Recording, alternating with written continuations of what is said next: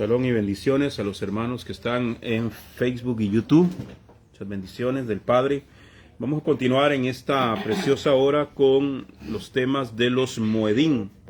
Moedín, que significa tiempos establecidos de Adonai. Son las fechas que el Eterno estableció para que nosotros celebremos fiestas al Eterno. Eso es una ofrenda. Gracias, hermana. Ok. Hoy vamos a iniciar hoy con el Moedín con el Moed de Pesach. Pesach, así como suena. Los Moedín de primavera, esto es parte de los Moedín de primavera. Hoy estamos concluyendo la última festividad de otoño. Y hoy vamos a iniciar en el estudio sobre las fiestas de primavera. Amén.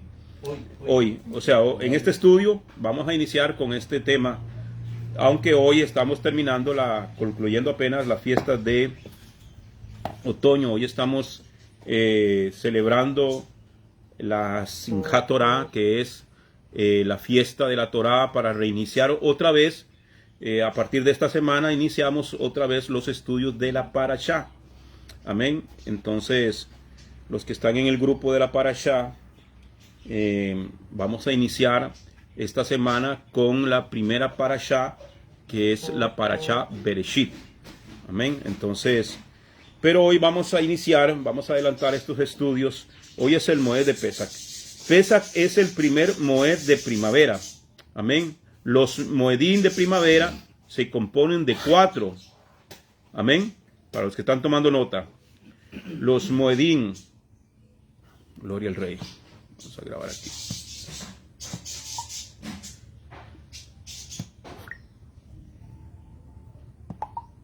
Entonces, los Moedín de primavera son 4. ¿Cuáles son? ¿Alguien se acuerda? ¿Cuáles son los Moedín de primavera?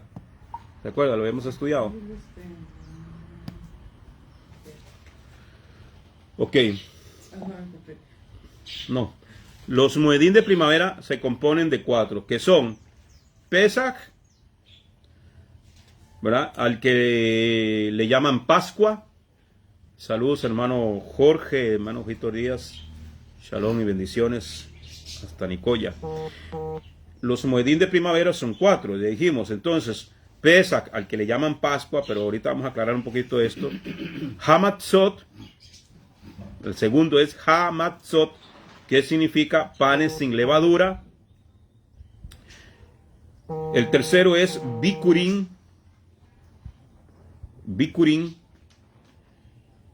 que ese es los primeros frutos. Y Shavuot, al que le llaman Pentecostés, pero su nombre original es Shavuot, que significa semanas. Esos son los 4 Moedín de primavera. Amén. ¿Cuándo es primavera? En nuestro tiempo sería entre marzo y abril. Amén. Aproximadamente. Entre marzo y abril. Siempre van a caer en uno de esos 2 meses. Entonces, hoy vamos a iniciar con el primero, que es Pesach. Amén. Que es el primer Moed de primavera. Vamos a ir a Levíticos capítulo 23, verso 5. Levíticos capítulo 23, versículo 5. Amén.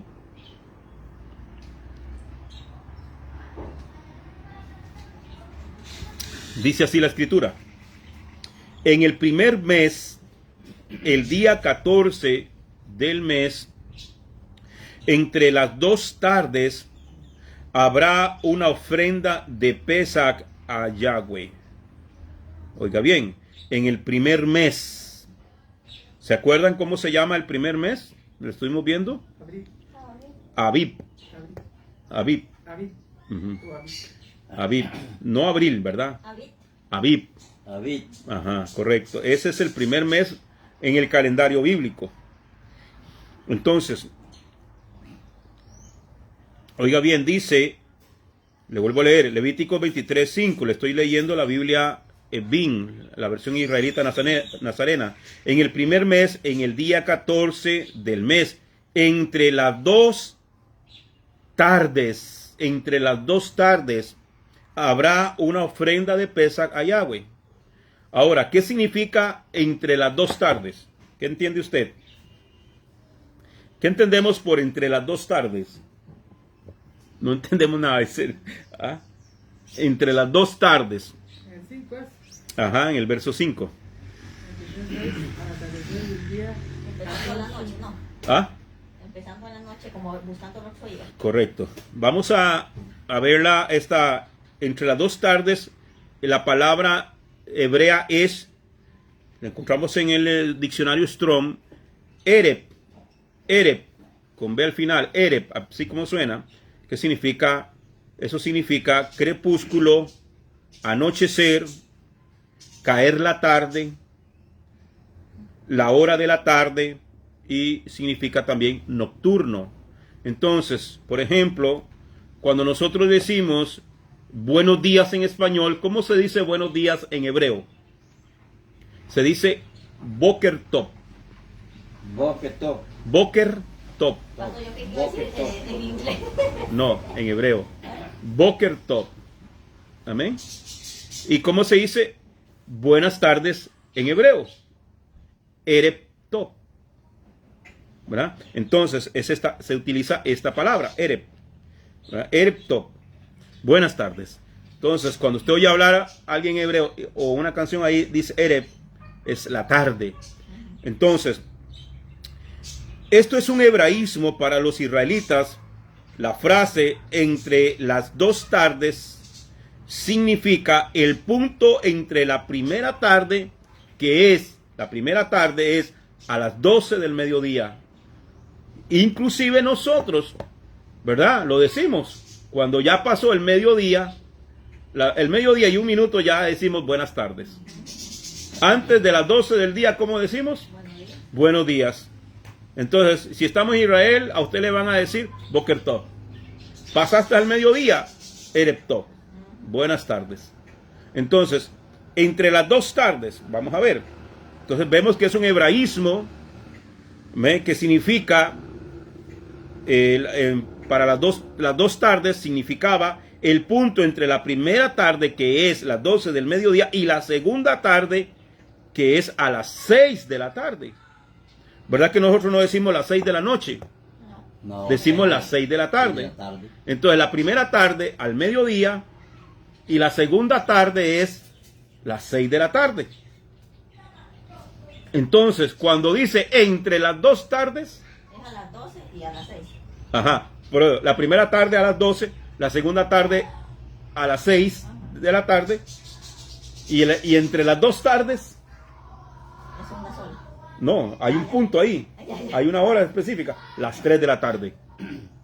Entonces, cuando la Biblia dice allí que Pesach es el sacrificio que se hace entre las dos tardes, significa que ese sacrificio se lleva a cabo a las 3 de la tarde. ¿Ya? ¿Sí lo entendimos así? Sí. ¿Ok? Sí. Entonces, mire qué tremendo. Porque si usted estudia, si nosotros estudiamos, que lo vamos a estudiar más adelante, lo vamos a ver más adelante, Yeshua muere, Yeshua es colgado al mediodía, en la primera tarde, y Yeshua muere entre las dos tardes, a las 3 de la tarde. Esa fue la hora en la cual él dijo consumado es, y expiró. Por eso dice aquí en dos tardes. Ajá, entre las dos tardes. En medio de las dos tardes, las 3 de la tarde. Y el sacrificio de Pesach ocurre, ¿qué es Pesach? Y ahorita lo vamos a ver, pero Pesach, le voy a explicar. Pesach es el cordero. Pesach no es un día. ¿Ya? No podemos decir el día de Pesach, no, porque Pesach no es un día. Pesach se le llama al cordero, al animalito, al corderito que va a ser sacrificado. Ese es Pesach. Y ahorita lo vamos a ver con más detalle. Entonces, Yeshua, cuando Juan, Johanán el Bautista, el inmersor, Juan el Bautista, cuando él lo ve, ¿qué fue la expresión que dijo Juan? he ahí, y lo señala, ahí viene el Cordero de Dios. Lo dice en la traducción nuestra, ¿verdad? Ellos entendían, he ahí el Pesach. ¿Por qué? Porque se escogía de entre toda la manada, el mejor cordero, el sin mancha, el sin defecto, tenía que ser totalmente perfecto. Yeshua, Juan lo dice, he ahí el Cordero de Dios. Pastor, este capítulo que usted está haciendo, entre las 2 tardes, ¿cómo lo interpreta así los evangelios? Ahorita en la actualidad, ¿cómo interpreta ese pasaje? Digamos, según usted. O sea, No, igual a las 3 de la tarde. Ellos también creen así que Jesucristo murió así. Sí, claro. Entre las 2 tardes, a las 3 de la tarde. Nada más que no lo describen así, como entre las 2 tardes, sino dicen a las 3 de la tarde. Sí, nada más dicen a las 3 de la tarde. Exactamente. Pero yo siento en mi corazón que, digamos, como dice Cindy, así entre el evangelio que se predica en diferentes iglesias, Sí. no creo que me sepan las 2 tardes ellos. Quizás no lo sepan explicar muy Esa bien. interpretación del pastor dice que tal vez no, pero él dijo que si uno le pregunta a alguien así evangelio, No creo que sí, cuesta mucho que que lean la interpretación correcta. Sí, o sea, la explicación exacta. ¿Por qué razón? Porque lo mismo, porque como no se maneja el calendario bíblico, ¿verdad? Si no sabemos manejar el calendario que dice la Biblia, entonces siempre vamos a tratar de cuadrarlo a nuestro calendario y muchas veces no cuadra, ¿verdad? Entonces, pero yo creo que ahí el texto que estamos leyendo está claro, ¿verdad? El Pesas viene del cordero que mataron los israelitas al poner la sangre en la puerta. Correcto. Eso sí, ya lo vamos a explicar. Déjeme ver que vi un error por aquí. Bueno, ok. Entonces ya dijimos que esto es un hebraísmo para los israelitas. La frase entre las 2 tardes significaba, déjeme corregir aquí, entre las 2 tardes significaba el punto entre la primera tarde, que es las 12 del mediodía, y la segunda tarde, que es las 6 de la tarde. Por lo tanto, entre las 2 tardes es a las 3 de la tarde. Pesach es la conmemoración de la libertad de la esclavitud de Israel en Egipto. Amén. Pesach es el día de la independencia de Israel en la Biblia. A diferencia de la independencia de las naciones que lo celebran con gritería, con bailes y borracheras, Pesach se guarda en casa honrando al Eterno. Pesach significa, ¿qué significa Pesach? Pasar por alto. Significa pasar por alto o pasar de largo. ¿Ya? Se ha traducido como Pascua. Usted en su Biblia, la Reina Valera, no dice Pesach, ¿verdad? Dice Pascua. Entonces, pero el problema es que Pascua, traducirlo como Pascua es la fiesta de la diosa babilónica Istar,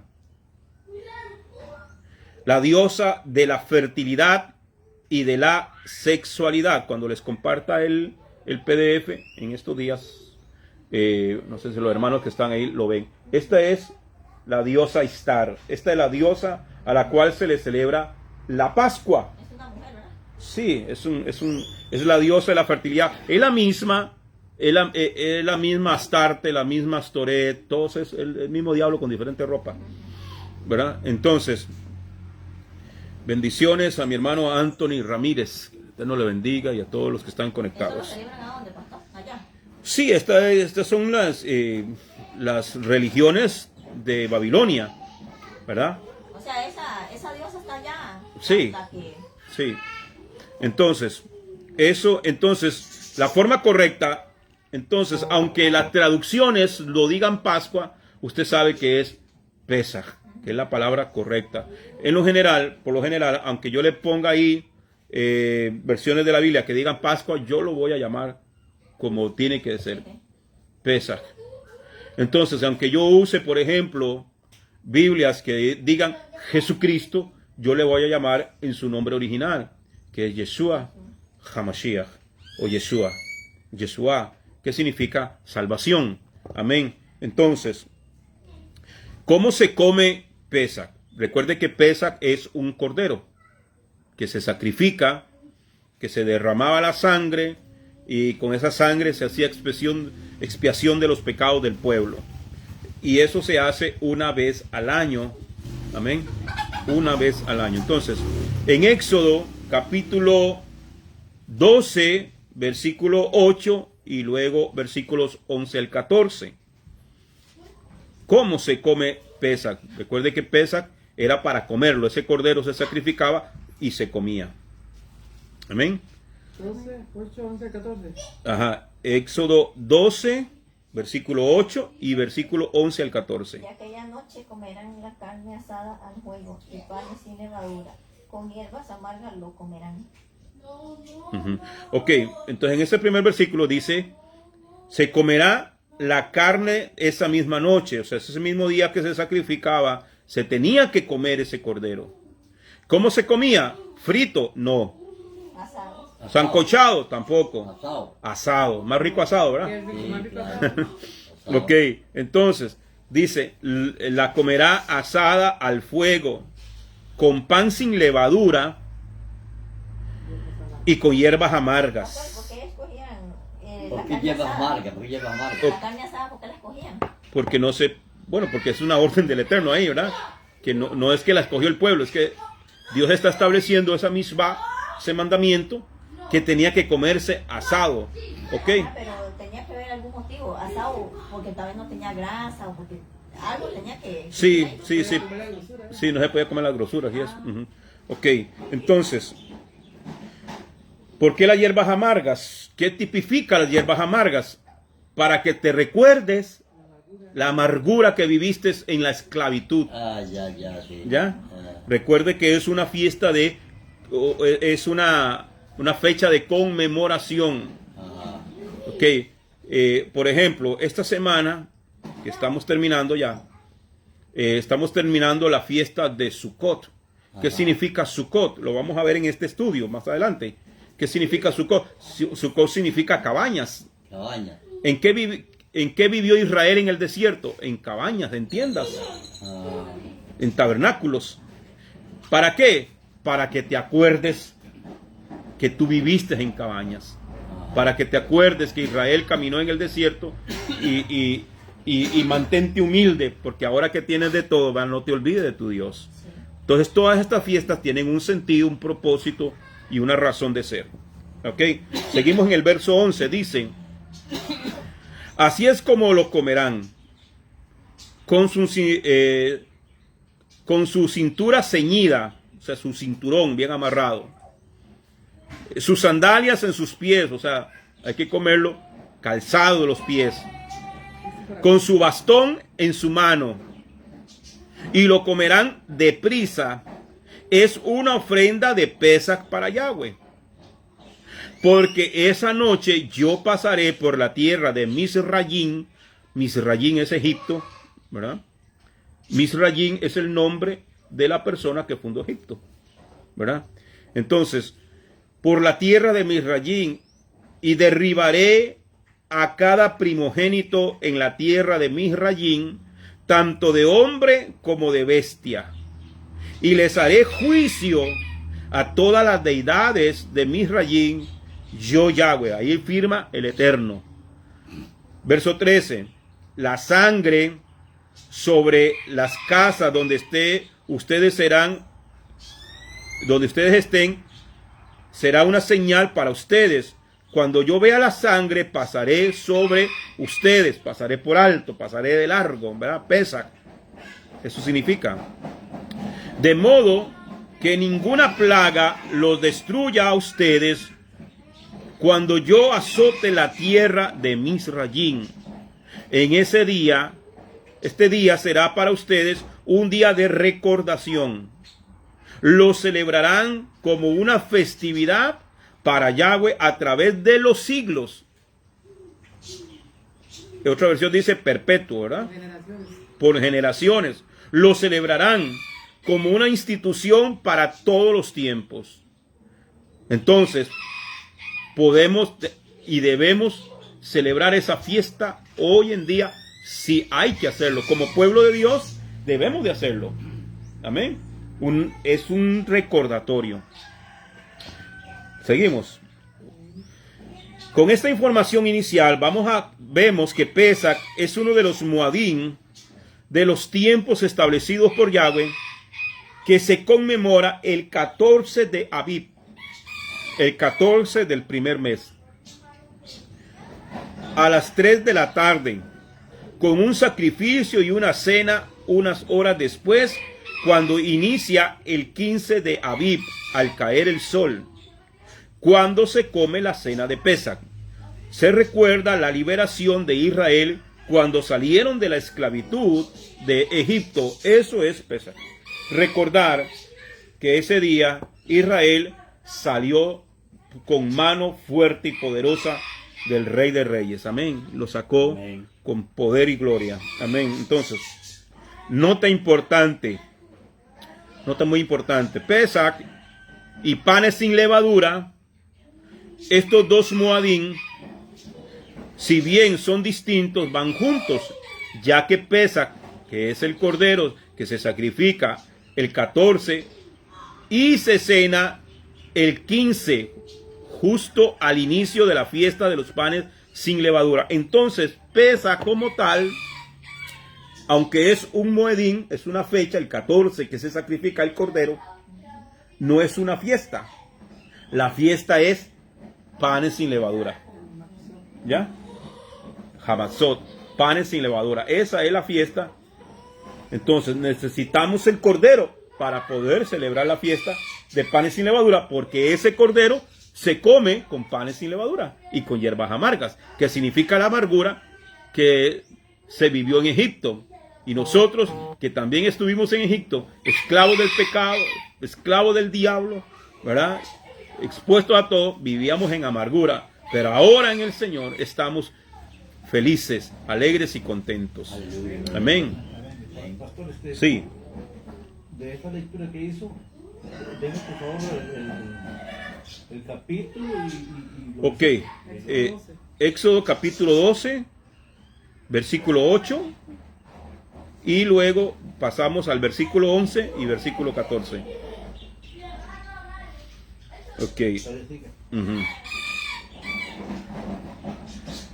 Vamos, la segunda cita es Éxodo 12, ahí mismo, versículo 14 al 17, y versículo 17. 14 y 17. Dice, Éxodo 12, 14 y luego el verso 17.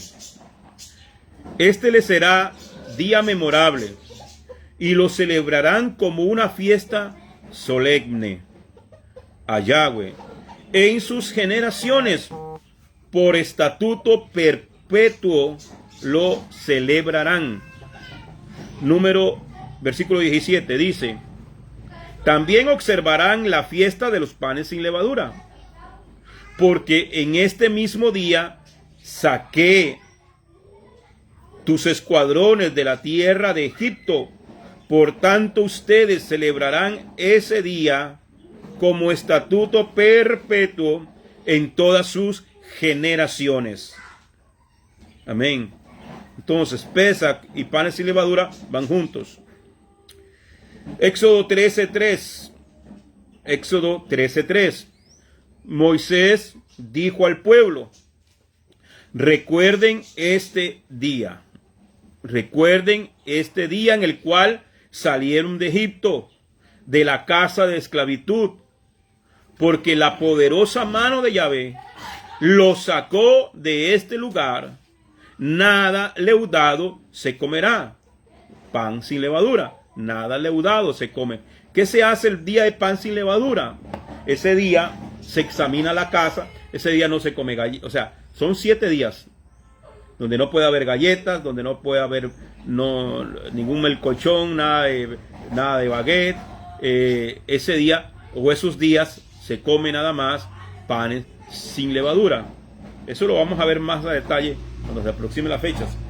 Entonces, se examina todo, que no haya nada en la casa, ni en los rincones, nada de levadura. ¿Por qué? ¿Qué tipifica la levadura?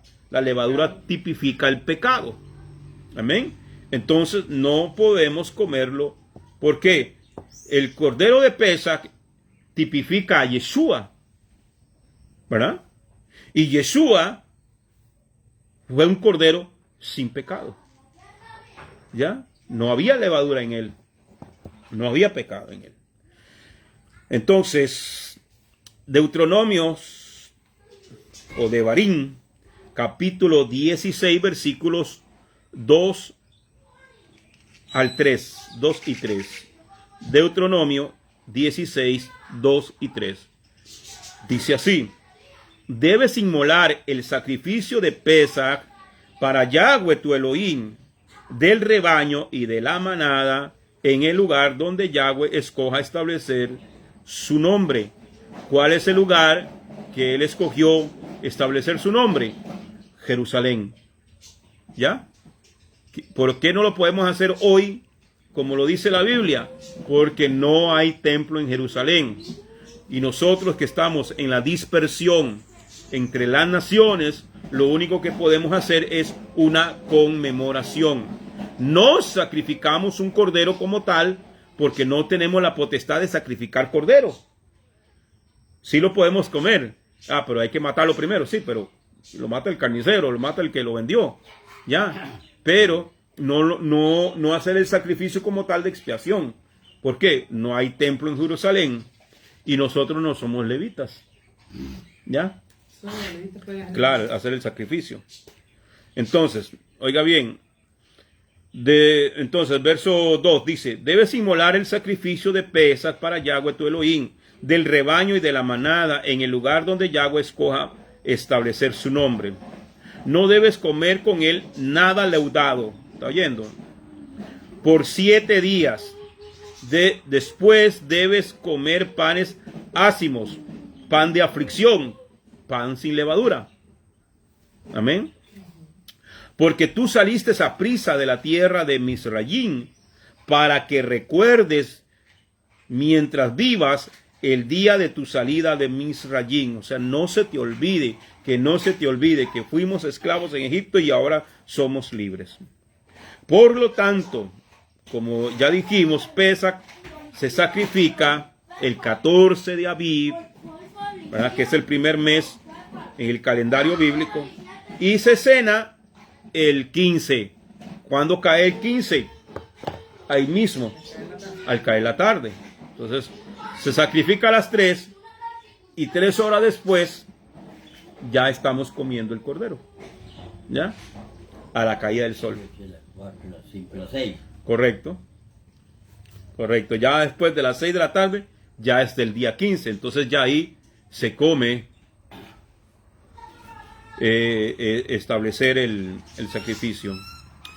El hermano Héctor Guifardo, sí, hermano, recuerde que en el milenio se va a establecer el templo. Bien, entonces, ¿qué es Pesach?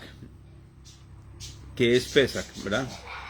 Ok, vamos a ir a Números capítulo 28. Números capítulo 28, versículos 16 al 18. Números 28, 16 al 18. Dice: en el primer mes, el día 14 del mes, habrá un sacrificio de Pesach a Yahweh. Y en el día 15 de ese mes, una festividad. Se conmemora pan sin levadura por 7 días. El primer día será una ocasión sagrada. Ustedes no trabajarán en sus ocupaciones. Entonces, oiga bien, el verso 17.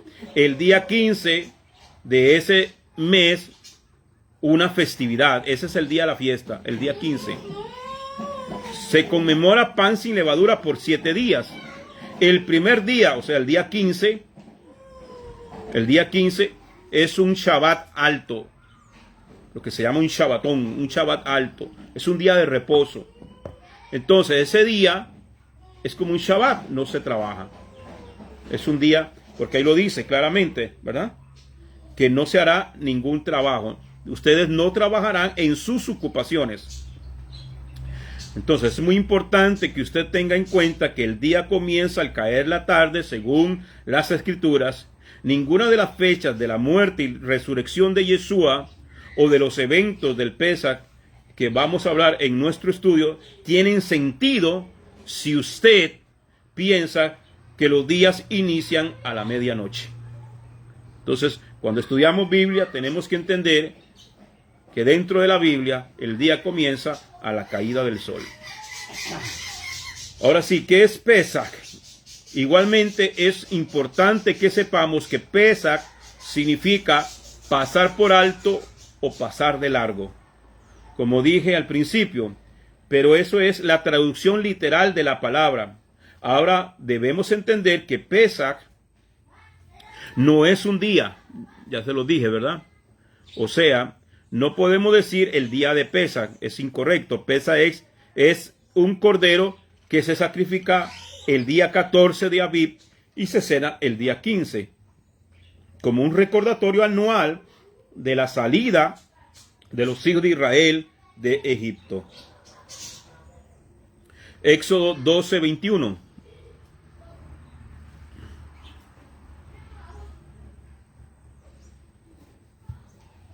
Éxodo 12:21.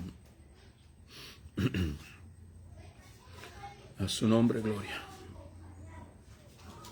Dice: Moshe entonces convocó a todos los ancianos de Israel y les dijo: vayan y escojan corderos para sus familias y sacrifiquen la ofrenda de Pesaj. Debemos saber cómo fue que los israelitas lograron su libertad después de 210 años de esclavitud y 430 años de vivir entre los egipcios. O sea, usted va a escuchar por ahí que 430 años de esclavitud. No, 430 años que ellos vivieron en Egipto. Pero ellos fueron en realidad esclavos 210 años. Amén. Después de eso, después de vivir 430 años, fue que el Eterno envió a Moisés. O sea, lo que significa que de 210 a los 430 años vivieron en armonía. 220 años. Sí, o sea, ellos tenían 430 años. Ajá. O sea, ellos vivieron 430 años en Egipto. Sí. A los 210 los esclavizados. O sea, ellos vivieron 210 años esclavizados. Y el resto lo vivieron Sí, claro. en armonía. Sí. Exactamente. Sí. Ujú. Ok, entonces, porque ese día que Yahweh pasó de largo, para que podamos entender el contexto histórico de Pesaj, Yahweh envía a Moisés a Egipto. Éxodo capítulo 3, versículos 7 al 10. Éxodo 3, 7 al 10 dice: Dijo luego el Señor: he visto muy bien la aflicción de mi pueblo que está en Egipto, y he oído su clamor a causa de sus opresores, pues conozco sus angustias. Por eso he descendido para liberarlos de manos de los egipcios y sacarlos de aquella tierra a una tierra buena, ancha, a una tierra que fluye leche y miel, a los lugares del cananeo, del eteo, del amorreo, del fereceo, del heveo y del jebuseo, y como dijo alguien por ahí, y de todos los feos. Pastor, digamos, esta que acaba de leer usted, ¿verdad? Que yo le he visto en otra que dice: he oído el clamor de mi pueblo bajo el látigo del capataz. ¿No es cierto? Ajá, ajá. Sí, creo que es otra versión. Por ahí la he visto. Sí. Entonces, por lo menos en una película. No, en esa, porque por eso es que tú irás, Moisés, Ajá. a mi pueblo. Exactamente. Pero es este mismo pasaje. Sí, es el mismo, Ujú. pero yo lo he visto en otro. Sí, correcto. Dice el verso 21. Verso 20 dice. Perdón, estamos en el... En Éxodo 3. Ok. Éxodo 3, 7, ¿verdad? Ok, verso 8 dice. Verso 9. El clamor pues de los hijos de Israel han llegado ante mí, y también he visto la opresión con que los egipcios los maltratan. Verso 10. Ven, por tanto, ahora, y te enviaré a Faraón, para que saques de Egipto a mi pueblo, a los hijos de Israel. Capítulo 3, verso 19 de Éxodo, hasta el 22. Dice: yo sé que el rey de Egipto no os dejará ir, a no ser por la fuerza. Pero yo extenderé mi mano y heriré a Egipto con todas las maravillas que obraré en el país, y entonces os dejará ir. Verso 21. Yo haré que este pueblo se gane el favor de los egipcios, para que cuando salgáis no os vayáis con las manos vacías, sino que cada mujer pedirá a su vecina y a la que se hospeda en su casa alhajas de plata, alhajas de oro, vestidos que pondréis sobre vuestros hijos y vuestras hijas, así despojaréis a los egipcios. Amén. Pero mire, el Eterno ya, él dice: yo sé que Faraón Sí, ya sabía. no los va a dejar ahí así, porque así, pero yo los voy a sacar con mano fuerte. Ahí dice más adelante que el mismo Dios se encargaba de endurecer el corazón de Faraón. Lo hacía el propio, ¿verdad? ¿Para qué? Para demostrar su poder en la tierra de Egipto. Amén. Entonces, seguimos.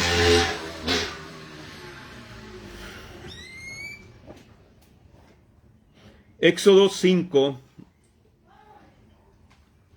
1 y 2. Éxodo 5, 1 y 2. Dice: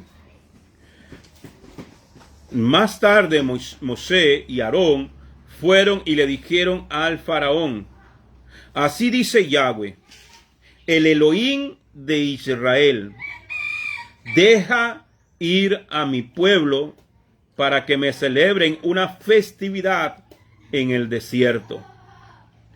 Pero el Faraón dijo: ¿y quién es Yahweh para que yo le haga caso y deje ir a Israel? No conozco a Yahweh, ni dejaré ir a Israel. Oiga bien, el hombre se presenta, Moisés y Aarón, le traemos un mensaje de parte de Dios, pero como esa gente tenían dioses hasta por debajo de las piedras, ¿cuál de todos los dioses? El único, Yahweh. ¿Y quién es ese? Ese no lo conozco yo.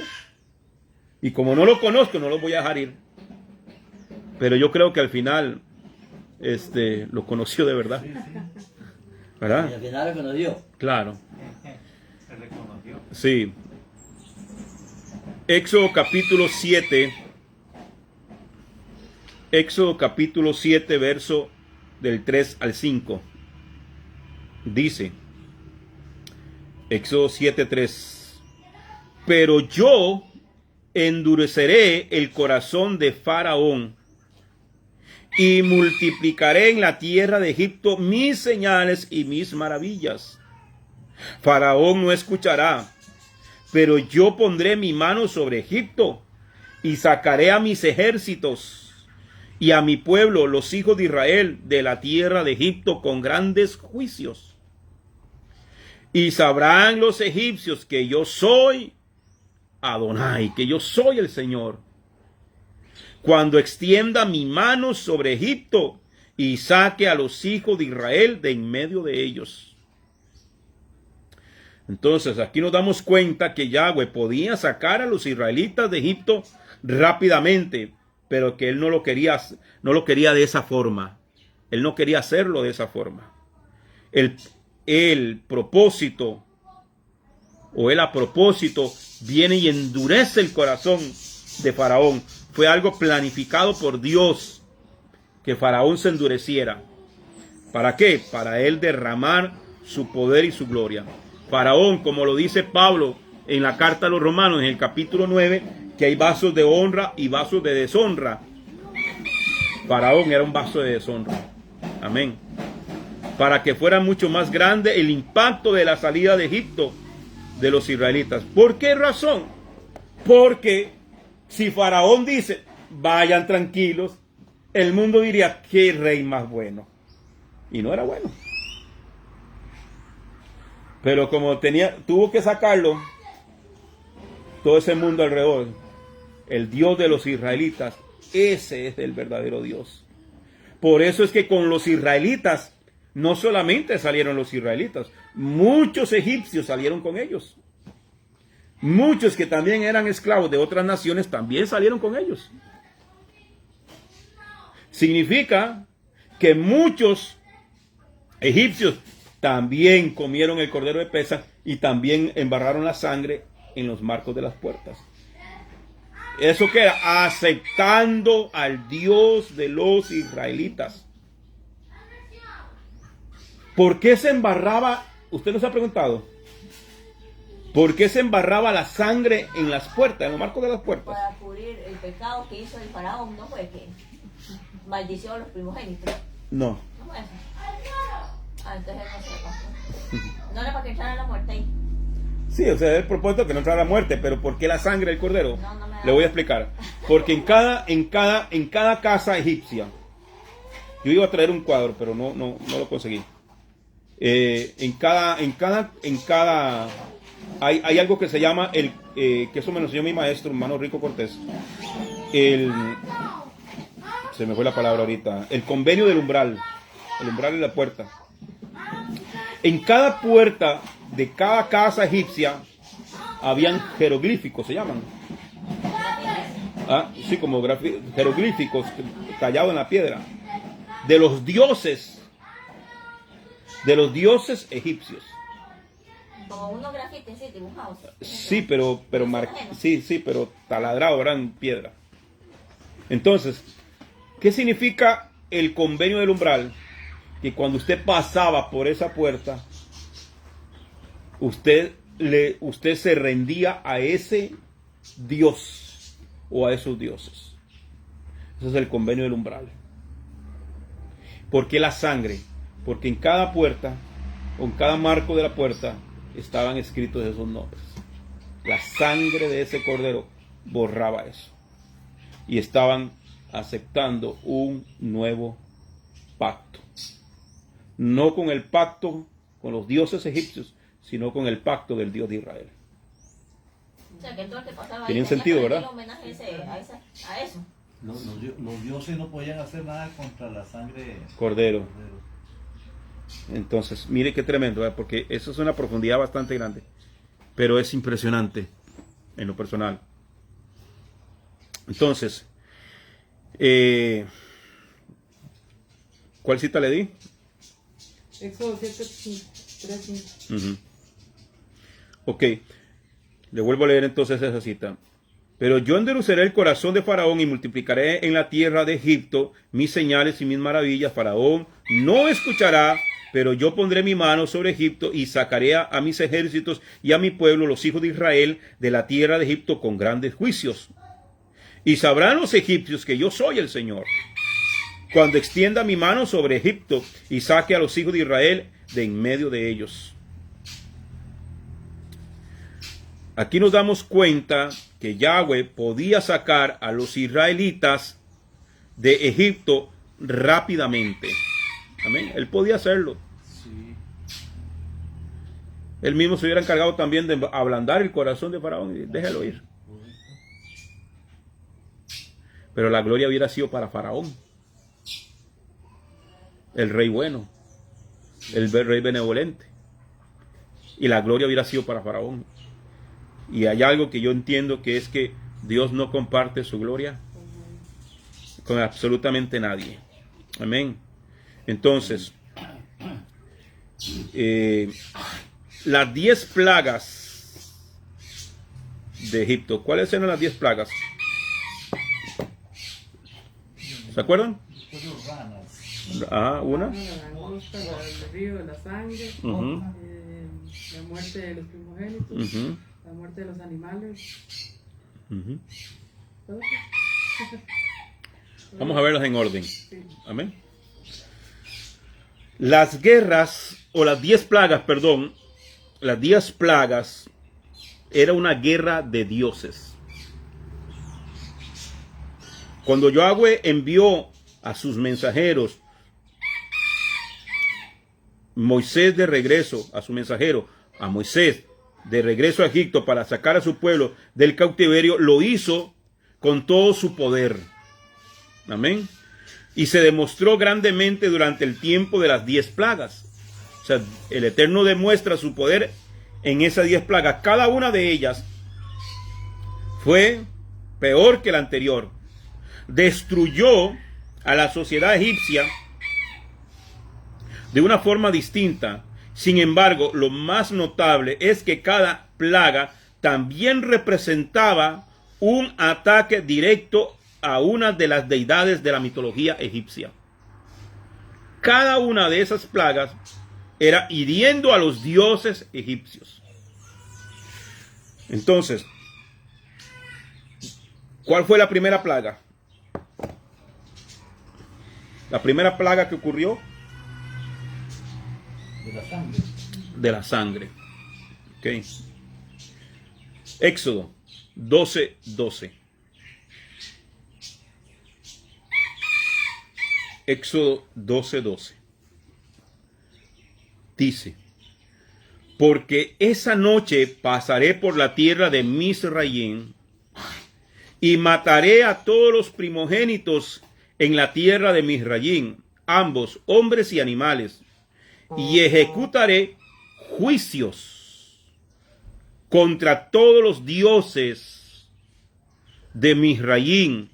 Yo soy Adonai. Yuhei Bajei. Éxodo 12:12. Entonces, la primera plaga es sangre en el río Nilo. Amén. En el río Nilo. Esa primera plaga de sangre, a cuáles dioses egipcios estaba atacando a Adonai. Estaba atacando, era un ataque directo hacia Hapi o Api con H, H-A-P-I, Api.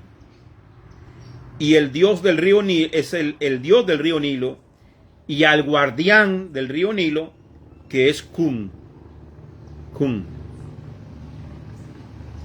Amén. Kun. Saludos, hermano Michael. Shalom y bendiciones. Entonces, esa primera plaga de sangre en el río, ¿se acuerda que el agua se convierte en sangre? Era atacando a esas dos deidades del río Nilo, a Hapi o Api y a Kun. Éxodo capítulo 7, versículo 19 al 21. Dice: el Señor dijo a Moisés: di a Aarón, toma una vara y extiende tu mano sobre las aguas de Egipto, sobre sus ríos, sobre sus arroyos, sobre sus estanques y sobre sus depósitos de aguas, para que se conviertan en sangre y haya sangre en toda la tierra de Egipto, hasta en los vasos de madera y en los de piedra. Moisés y Aarón hicieron como lo mandó el Señor. Alzó la vara, golpeó las aguas que había en el río en presencia de Faraón y de sus siervos, y todas las aguas que había en el río se convirtieron en sangre. Asimismo, los peces que había en el río murieron, y el río se corrompió, tanto que los egipcios no podían beber de él, y hubo sangre por toda la tierra de Egipto. Y si no podían, miren, el agua que estaba en las vasijas o en los vasos se convirtió en sangre también. Y fue puña. Entonces, imagínense que esa gente estaban con sed, pero no había agua. Había agua, pero estaba hecha sangre. Sí, no, después de beber de agua. En cambio, en la tierra de Gosén, donde estaba Israel, había agua. Eso es impresionante. Ellos sí podían tomar pero los egipcios no. Ni el faraón ni nadie. Y ellos decían, no, pues aquí hay una reserva, el río se contaminó, pero la tanqueta tiene agua, vamos a tomar de la tanqueta, y abren la tanqueta. Sangre era lo que salía. Sangre también. Coagulada seguramente. Ah, ¿Se imagina usted? Hiriendo a dos deidades, Api y Acún. La segunda plaga, ¿cuál fue? Las ranas. La segunda plaga, la plaga de las ranas, es un ataque directo a Heket, diosa rana, la diosa rana. Amén. En Éxodo capítulo 8, Éxodo 8 del 5 al 6. Éxodo 8 del 5 al 6. Doy dos más y terminamos aquí. Ajá. Cuando dice el primogénito, tocan así a los primogénitos y a las bestias animales. Animales, sí. O sea que si uno nacía así primero, moría el animal. Ujú. Si moría un caballo primero, o sea, si nacía, ese moría. ¿Quién es No, dice quién es el mayor de entre ustedes? Tony. Entonces, digamos que fueran egipcios, Tony hubiera muerto. Pero tenía que ser solamente egipcios. Sí, O era y así, toda la nación. el que no tuviera la sangre, no, en Egipto, porque recuerde que el ataque era egipcio. Por Porque, eso, pero era solo el pueblo de Egipto. ajá, O sea, no era que se iba a morir un hebreo, se iba a morir un israelita. no. Solamente era... En los israelitas no murió ninguno, Ah, ya. ¿ya? Y los que tuvieran la sangre, ¿verdad? Por eso hubieron egipcios que se salvaron, porque también pusieron la sangre, aceptando al Dios de Israel. Eran creyentes. Claro. sí. Entonces, entonces la segunda plaga hablamos que es las ranas. La diosa Heket o Eket, diosa rana. Éxodo 8, 5 al 6 dice: y el Señor dijo a Moisés, di a Aarón, extiende tu mano con tu vara sobre los ríos, arroyos y estanques, y haz subir ranas sobre la tierra de Egipto. Entonces Aarón extendió su mano sobre las aguas de Egipto, y subieron ranas que cubrieron la tierra de Egipto. Imagínense usted, hermano, para mí en lo personal, de los animalitos más grotescos que uno se puede encontrar, son los sapos y las ranas, ¿verdad? Ay, sapo y la rana. Les iba a contar algo, pero después de la transmisión les cuento mejor. A mí me pasó una experiencia con una rana, casi me muero, ¿verdad? Yo no la soporto, esos bichitos, ¿verdad? Pero después les cuento. Ok, entonces imagínese usted, hermano, dice la Biblia, si usted sigue leyendo ese texto ahí para abajo, que dice que en toda parte habían ranas. En todas partes, que abrían una olla, habían ranas. Bueno, Dice que en las cámaras del rey, o sea, en las habitaciones del rey, entre las sábanas, el rey se llegó a acostar y destapó la sábana y lo que encontró fue la cama cubierta de ranas. rana. Dice que los carruajes pasaban y mataban las ranas, y las estripaban porque la tierra estaba llena de ranas. Oh, Usted ha olido, hermano, cuando se estripa un sapito en la calle y el olor que queda. Ahora imagínese usted, ¿verdad? sí, ahora es poco rana. Ahora imagínese usted millones de ranas. Ah, Esto es como para no comer en un año, ¿verdad? Uy, me cayó esto. ¿Verdad? Está aprendiendo bastante, David. sí, ay. Estamos aprendiendo. Para los chinos en esa época había sido bueno. ¿Para qué? Los chinos. Ah, el chino. Entonces, imagínese, amado, cómo sería esa situación de tan terrible, ¿verdad? Y todavía a mí me impresiona porque ahí más adelante, cuando ya no se soporta, imagínese el olor, ¿verdad? Eso viscoso que son las bichas. Y todavía cuando ya los egipcios no soportaron, ¿verdad? No aguantaban más. Porque eso no fue que se acabó en un día, ni en 2 días. Sabía que existía Dios, que existía Dios. Ahí lo conoció. ¿Sí? Ahí lo Le metió, pidió güey. a Aarón y a Moisés que oraran a Jehová para quitar. Sí, claro, que ahí empezó a conocerlo. Pero cuando le dice, dice, y los mandó a llamar y le dice, pídale al Dios de ustedes que quiten a esta rana. ¿Y cuándo quiere que ore por usted para que quiten la rana? Mañana. O sea, imagínese usted lo que es esperarse un día más o una noche más con ese animalero ahí. Que usted no puede, no se puede ni acostar ni sentar porque a usted le caían esos animales encima. Eso es algo impresionante, hermano. Entonces, entonces ahí vemos que el Eterno estaba atacando a la diosa a la diosa rana Heket. Ustedes adoran, ahora adoren. Y ya no se la aguantaban a la diosa, esa ya no la querían más. Atacando a esa diosa. La tercera plaga, ¿cuál es? Piojos. La plaga de los piojos. Piojos. Sí. Los Ya piojos. le picó la cabeza a David. No, yo creo que David y yo no vamos a tener problema con los piojos nunca. La plaga de los piojos fue un ataque directo hacia Sebek y Heb, dioses de la tierra.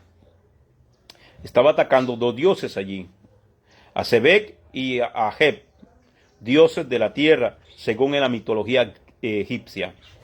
Éxodo capítulo 8, Éxodo 8, 16 al 17.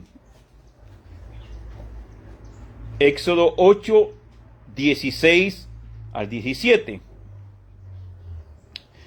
Entonces, dice el verso 16, entonces Adonai dijo a Moisés, di a Aarón, extiende tu vara y golpea el polvo de la tierra para que se conviertan en piojos por todo el país de Egipto. Ellos lo hicieron así. Aarón extendió su mano con la vara y golpeó el polvo de la tierra, el cual se convirtió en piojos, que se lanzaron sobre los hombres y las bestias. Todo el polvo de la tierra se convirtió en piojos en todo el país de Egipto. ¿A alguien aquí alguna vez en la vida le dio piojos? Sí, eso me... ¿Ah? Eso me... ¿Qué picas son? ¿Verdad? Imagínense ustedes esa desesperación. Hasta veneno me echaron moco y todo en el pelo. Me amarraban una mantilla, yo me acuerdo. De mantilla. ¿Sí? Para que se ahogaran, dice. Ajá. Lo que podían dejarme era sin inteligencia. ¿Sí? Pero quizás lo que cae va aquí en el cuerpo ahí. Entonces imagínense hoy, o sea, y eso no es que hoy y ya el otro día, no, eso duró su tiempo en esa condición. Las pobres bestias, los pobres animales, también les dio piojos. Pero ahí dicen que hablan unos hechiceros, ¿qué será eso? Sí, porque los hechiceros mire qué tremendo, porque casi en todas las plagas los faraón decía, no, pero eso lo pueden hacer mis brujos también, los hechiceros. Y venían, y también hacían piojos, y también trajeron moscas, pero no pudieron quitarlas. ¿Qué hicieron ellos? Añadir más, pero no tenían el poder para quitarlo. Dios les permitió, ¿quieren más piojos? Hágalo. ¿Quieren más moscas? Hágalo. ¿Quieren más ranas? Hágalo, pero no puedes quitarlo. ¿Usted sabe que no apunté el capítulo de la plaga de las ranas?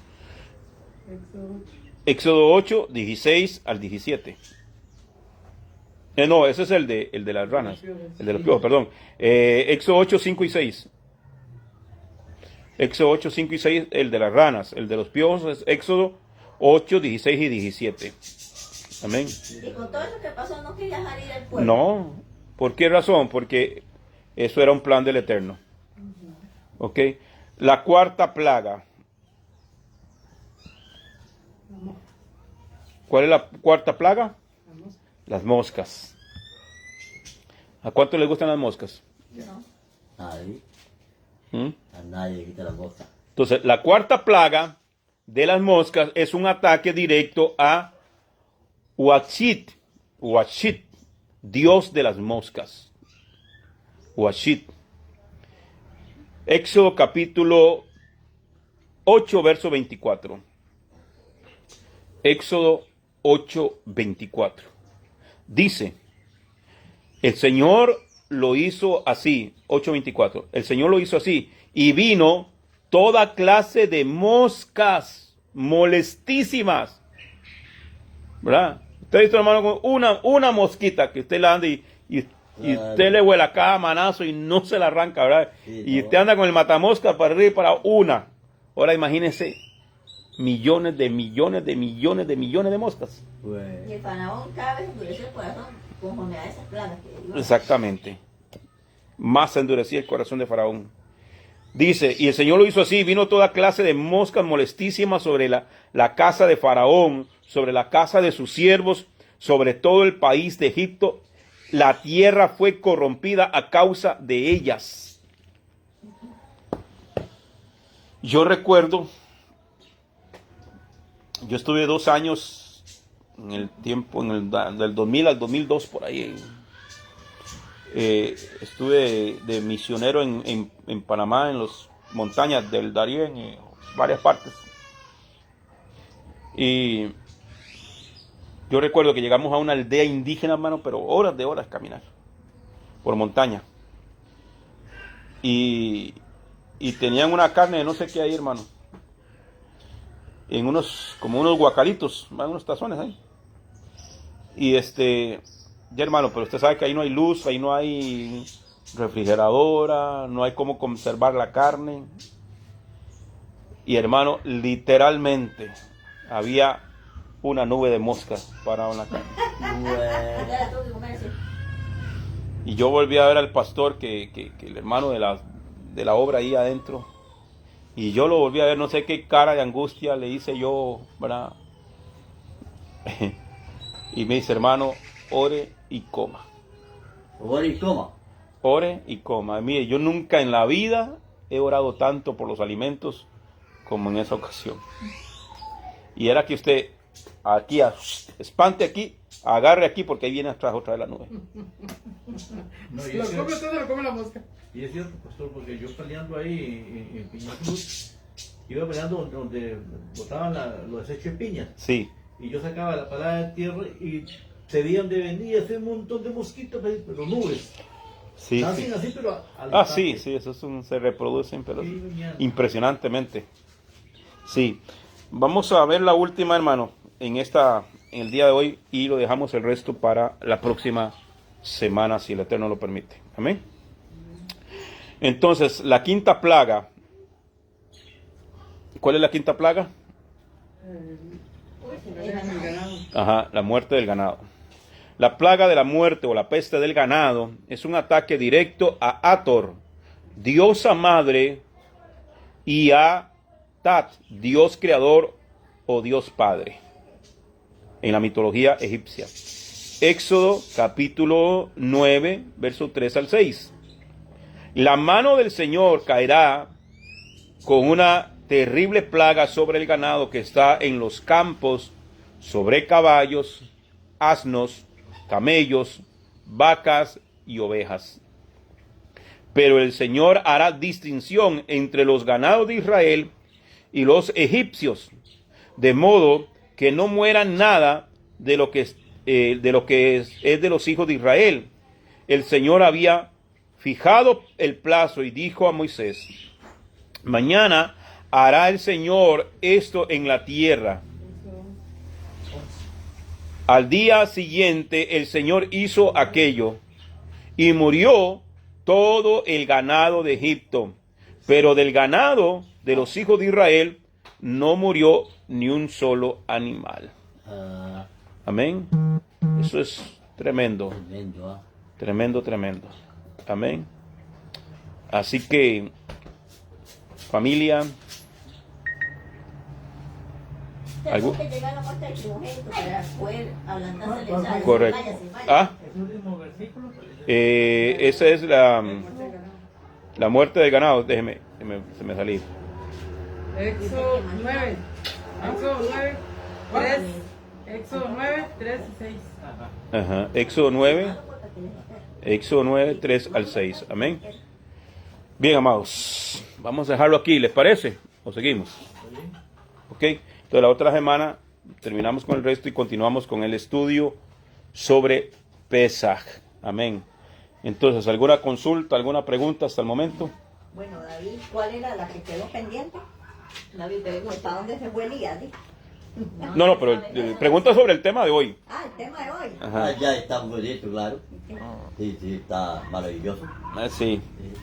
Bien, amados. Entonces oramos y damos gracias al Padre.